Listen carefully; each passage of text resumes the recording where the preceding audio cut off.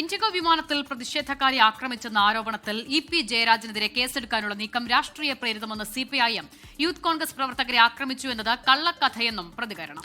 തടഞ്ഞില്ലായിരുന്നെങ്കിൽ അന്നത്തെ മുഖ്യമന്ത്രി പിണറായി വിജയൻ ആക്രമിക്കപ്പെടുമായിരുന്നുവെന്നും സിപിഐഎം സംസ്ഥാന സെക്രട്ടേറിയറ്റ് പ്രസ്താവനയിൽ പറഞ്ഞു. ഷഫീദ് റാവുത്തർ തിരുവനന്തപുരത്ത് ചേർന്ന് കൂടുതൽ വിവരങ്ങളുമായി. ഷഫീദ്, പ്രതികാര രാഷ്ട്രീയമല്ല എന്ന് പറഞ്ഞാണ് നേരത്തെ രക്ഷാപ്രവർത്തനം ആ കേസിൽ പുതിയ സർക്കാരിന് ഇടപെടൽ ഉണ്ടായത്. ഇതിപ്പോൾ വീണ്ടും മറ്റൊരു കേസ്, ഇൻഡിഗോയിലെ വിവാദമായ സംഭവം, അത് വീണ്ടും അന്വേഷിക്കാനുള്ള നീക്കമാണ്. അതിനെതിരെ ഇപ്പോൾ സിപിഎം രംഗത്ത് വരുന്നു. എന്താണ് ഇപ്പോൾ സർക്കാർ ഇതുമായി ബന്ധപ്പെട്ട് നടത്തുന്ന നീക്കങ്ങൾ? അതിന്റെ വിശദാംശങ്ങൾ എന്താണ്?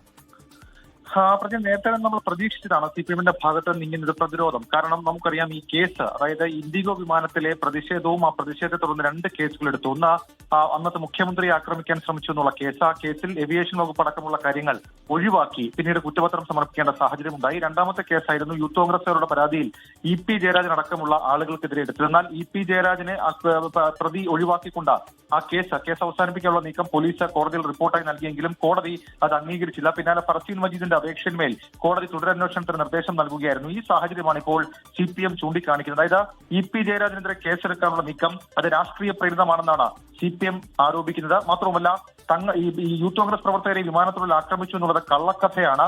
ആ കള്ളക്കഥയ്ക്കനുസരിച്ചാണ് പരാതി നൽകിയത്. ഇ.പി. ജയരാജൻ അക്രമശ്രമം തടഞ്ഞില്ലായിരുന്നുവെങ്കിൽ അന്നത്തെ മുഖ്യമന്ത്രി ആക്രമിക്കപ്പെടുമായിരുന്നു. ആലപ്പുഴയിൽ മുഖ്യമന്ത്രിയെ ആക്രമിക്കാൻ ശ്രമിച്ച യൂത്ത് കോൺഗ്രസുകാരെ തടഞ്ഞ സുരക്ഷാ ഉദ്യോഗസ്ഥർക്കെതിരെ കേസെടുക്കാൻ മാത്രം UDF അനുകൂല പോലീസ് ഉദ്യോഗസ്ഥന്മാരുടെ നേതൃത്വത്തിൽ പ്രത്യേക അന്വേഷണ സംഘത്തെ നിയോഗിച്ചുവെന്നും തെളിവുകളൊന്നുമില്ലാത്തതിനാൽ കോടതിയുടെ നിശിതമായ വിമർശനം അതിന് വഴിവെച്ചുവെന്നും സമാന രീതിയിൽ ഇ.പി. ജയരാജന്റെ പേരിൽ കേസെടുക്കാൻ പ്രത്യേക അന്വേഷണ സംഘത്തെ നിയോഗിച്ചു എന്നുള്ള കുറ്റപ്പെടുത്തൽ സിപിഎം നടത്തുന്നുണ്ട്. കൂടാതെ എതിർ രാഷ്ട്രീയത്തിൽപ്പെട്ടവരുടെ മേൽ രാഷ്ട്രീയ പ്രേരിതമായി കേസെടുക്കുന്ന BJPയുടെ പാതയിലാണ് UDF എന്നും ജനങ്ങളെ അണിനിരത്തി ഇതിനെ പ്രതിരോധിക്കുമെന്നും സിപിഐഎം വാർത്താക്കുറിപ്പിൽ അറിയിച്ചിട്ടുണ്ട്. പ്രജിൻ,